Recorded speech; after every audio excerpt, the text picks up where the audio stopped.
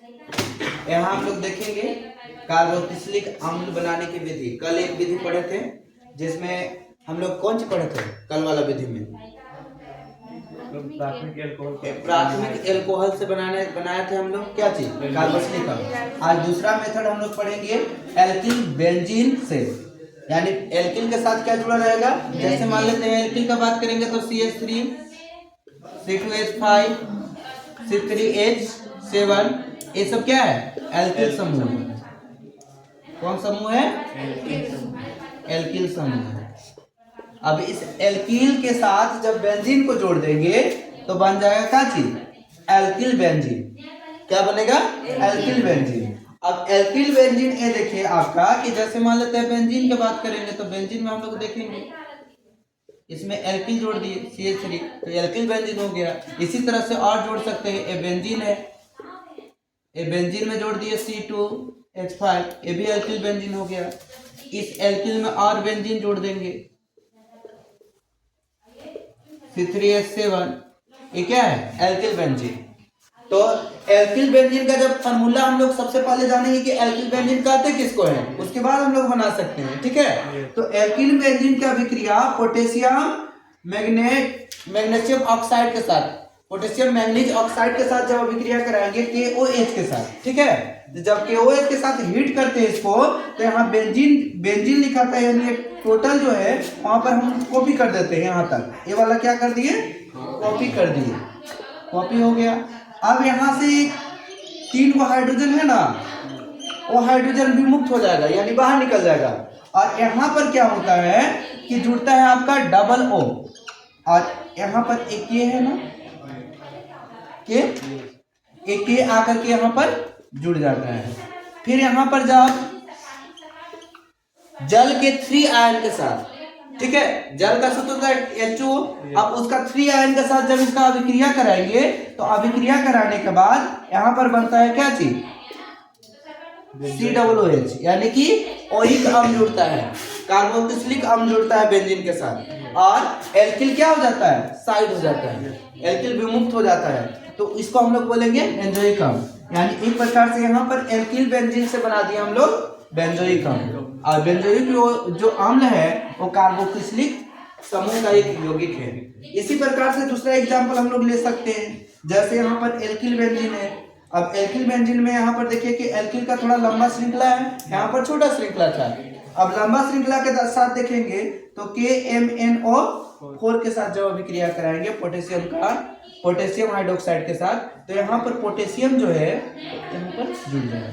ठीक है, और ऑक्सीजन का 2 परमाणु यहाँ पर आकर जुड़ेगा। कार्बन यहाँ से जो हाइड्रोजन है वो क्या हो जाता है? बाहर निकल जाता है। हाइड्रोजन कहाँ निकल जाएगा?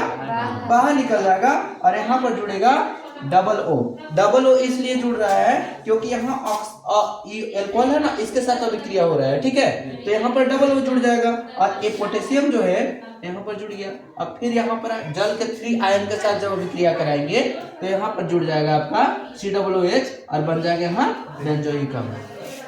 आगे इसी प्रकार से हम लोग देखेंगे तीसरा रिएक्शन।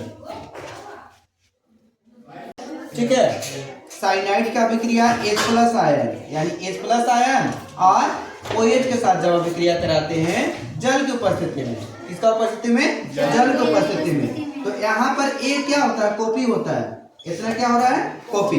यानी R है, R आ गया, R का मतलब एल्किल समूह, और C है तो C आ गया, यहाँ तक कॉपी हो गई। ठीक है, अब यहाँ से जो है O को उठाएंगे और O यहाँ डबल बॉन्ड के साथ कार्बन के साथ जुड़ जाएगा।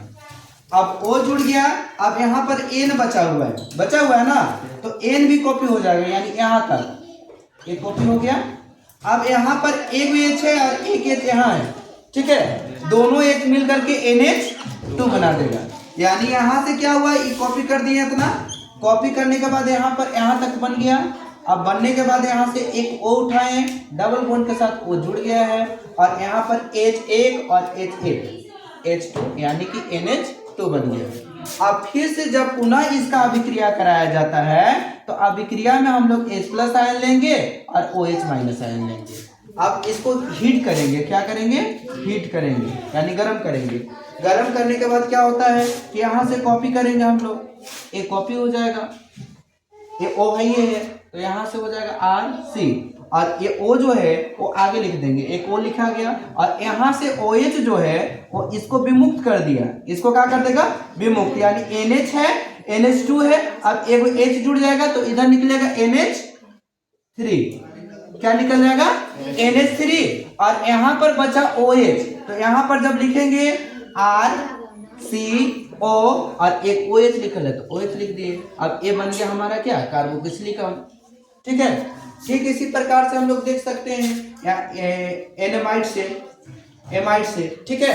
अब एमाइड से जब अभिक्रिया कराएंगे तो CH3 है, CONH2, अब यहाँ पर क्या करा रहे हैं, H3O प्लस के साथ अभिक्रिया करा रहे हैं, ठीक है। H3O प्लस के साथ जब हीट करा रहे हैं तो हीट कराने के बाद यहाँ से एक कॉपी होता है, यहाँ तक क्या हो जा रहा है, कॉपी हो जा रहा है, ये पूरा इतना कॉपी करेंगे, यहाँ तक कॉपी हो गया।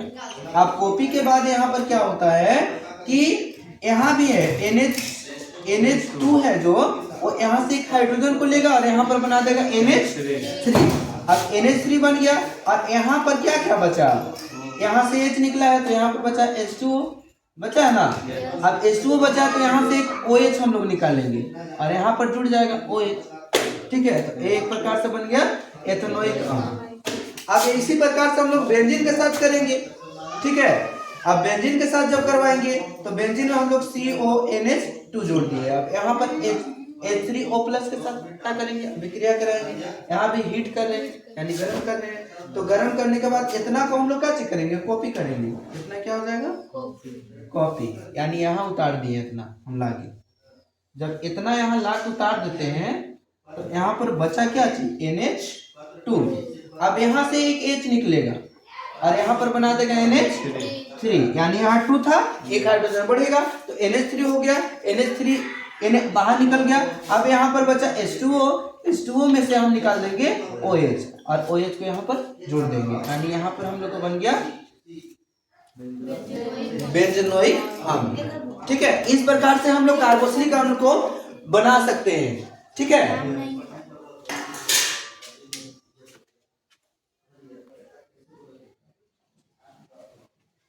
देखिए अब हम लोग देखेंगे ग्रीनियर अभिकर्मक से। सबसे पहले जानेंगे यहाँ पर ग्रीनियर अभिकर्मक, यानी कि 3 पॉइंट पीछे पढ़ लिए हैं। कार्बोक्सिलिक अम्ल बनाने की विधि, कार्बोक्सिलिक अम्ल बनाने की विधि, अगर कोई भी विधि है, अगर विधि का नाम नहीं दे, पूछ दे कि हम लोग कार्बोक्सिलिक अम्ल कैसे बनाएंगे, तो ये सब 3-4 को 5 पॉइंट जितना बता रहे हैं उसमें से कोई पॉइंट को हम लिख सकते हैं, ठीक है। लेकिन जब स्पेशल बोल देगा कि ग्रीनियर अभिकर्मक से कार्बोक्सिलिक अम्ल कैसे बनाएंगे, तो स्पेशल इसको इसी को लिखना होगा, दूसरा कोई नहीं चलेगा, ठीक है। तो ग्रीनियर अभिकर्मक की बात करेंगे तो RMgX एक प्रकार से ग्रीनियर अभिकर्मक है, ये क्या है, ग्रीनियर अभिकर्मक है।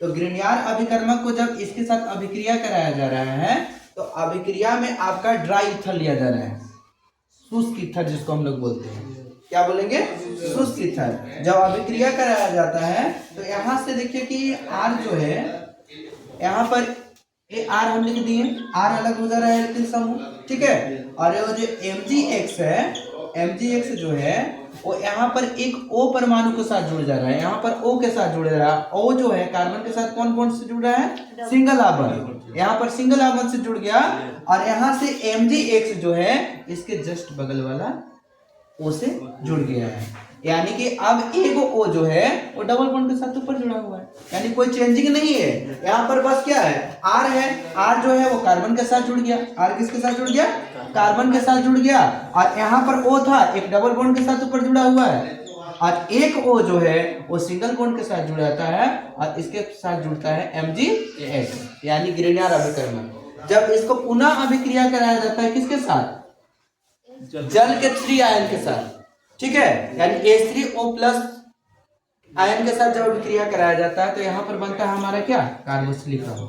हम लोग को बस दिमाग में रखना है कि कार्बोक्सिलिक अम्ल बनाना है, अंतिम में मेन प्रोडक्ट हमारा क्या हो गया, कार्बोक्सिलिक अम्ल। अब इसी प्रकार से हम लोग एसिड हैलाइड से बना सकते हैं और एनाहाइड्रेट से। एसिड हैलाइड से बनाने के लिए हम लोग कुछ नहीं करेंगे, यहाँ पर एसिड हैलाइड को लेंगे और एसिड हैलाइड को यहाँ पर 2 तरह से अभिक्रिया कराएंगे, यहाँ पर H2O के साथ कर रहा है और OH या H2O के साथ करा रहे हैं। तो एक अभिक्रिया यहाँ पर देखिएगा कि यहाँ पर कॉपी हो रहा है, इतना क्या हो गया, कॉपी हो गया, इसको हम यहाँ पर लिख दिए। और यहाँ पर एक ओ जो है वो बढ़ रहा है, माइनस साइन। ओ कहाँ से बढ़ रहा है, यहाँ ओ है, ओ है, ठीक है, यहाँ से ओ बढ़ रहा है। और ये जो Cl है वो बाहर निकल जा रहा है माइनस साइन के रूप में। अब यहाँ पर जब अभिक्रिया करा रहे हैं H3O+ के साथ, तो अभिक्रिया कराने के बाद हमारा बन जा रहा है क्या चीज, कार्बोक्सिलिक। इसी प्रकार से यहाँ पर देखिए बेंजीनोइक एनाहाइड्राइड से, यानी कि रिंग वाला स्ट्रक्चर है ये, ठीक है, लेकिन हम सीधा श्रृंखला में सूत्र के माध्यम से लिखे हैं। तो C6H5CO का हॉल टू O को जब H2O के साथ अभिक्रिया कराया जाता है तो यहाँ पर बनता है आपका, यहाँ पर मिस्टेक हो गया है, यहाँ पर लिखा है क्या चीज C6, यहाँ पर क्या लिखा है C6H5 और यहाँ पर जुड़ जाएगा क्या चीज COOH। अब इसको जब बैलेंस करेंगे तो यहाँ पर दिख रहा है कि ये डबल है, तो यहाँ पर 2 डाल देंगे। तो एक प्रकार से बन गया बेंजोइक अम्ल, यानी बेंजीन है, बेंजीन में जुड़ा है OH, तो इसको हम लोग बोलेंगे बेंजोइक अम्ल। अगर इसका संरचना हम लोग बनाना चाहेंगे तो संरचना इस टाइप से बनेगी, रिंग वाला, यही फार्मूला है, इसी को हम सूत्र के माध्यम से लिखेंगे। ये हो गया बेंजोइक अम्ल। अब इसी प्रकार से हम लोग आगे देख सकते हैं बेंजोइक एनाहाइड्राइड, बेंजोइक एथेनोइक एनाहाइड्राइड से जब हम लोग अभिक्रिया कराएंगे तो भी बनेगा, यानी H2O का अभिक्रिया करा दिए। जब H2O का अभिक्रिया कराते हैं तो यहाँ पर देखिए C6H5COO है ना, तो यहाँ पर बनेगा C6H5 और यहाँ पर बनेगा C डबल, और यहाँ से एक H जुड़ जाएगा इसमें, और यहाँ से देखिए CH3 जो है और डबल O के साथ इधर अलग हो जाएगा CH3COOH, यानी ये एथेनोइक अम्ल के रूप में बाहर निकल जाएगा। यानी 2 तरह का प्रोडक्ट निकलेगा यहाँ पर, एक आपका बेंजोइक अम्ल निकलेगा और एक आपका एथेनोइक अम्ल निकलेगा। इस प्रकार से हम लोग बना सकते हैं, और आगे विधि है।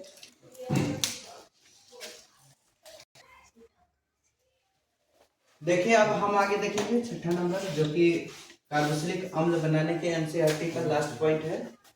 इसमें हम लोग देखेंगे एस्टर से। एस्टर का फॉर्मूला आप लोग जानते हैं, ठीक है। तो एस्टर में हम लोग देखेंगे यहाँ पर कि ये आपका है एथिल बेंजोएट। क्या है, एथिल बेंजोएट। तो यहाँ पर है एथिल, यानी इसको लिखा गया है एथिल, और ये पूरा को लिखा गया है क्या चीज, बेंजोएट।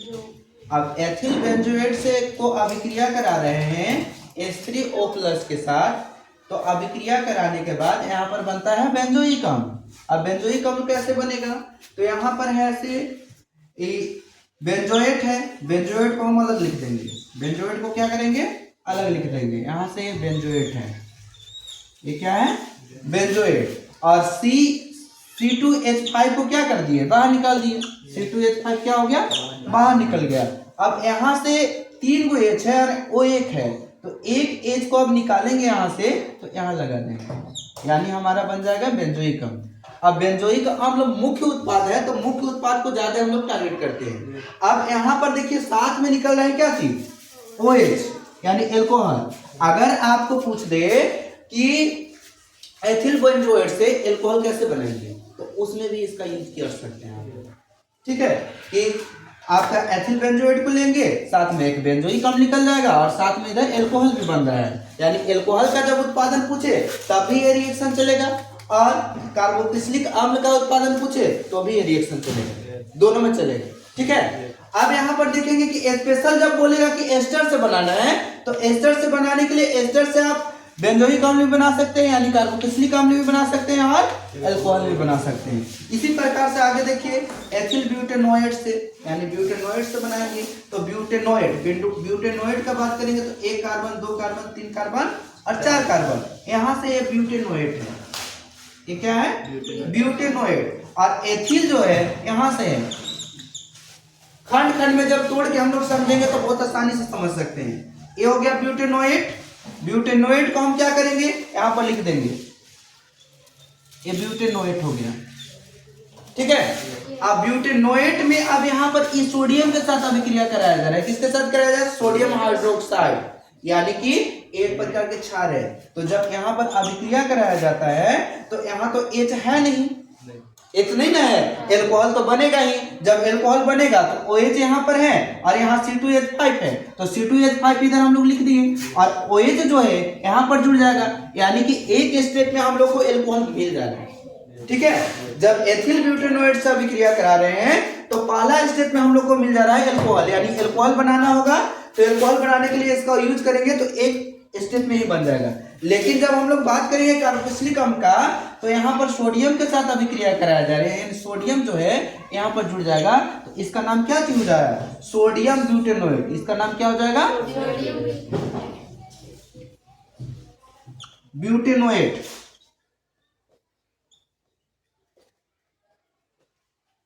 ये सोडियम ब्यूटेनोइड हो गया।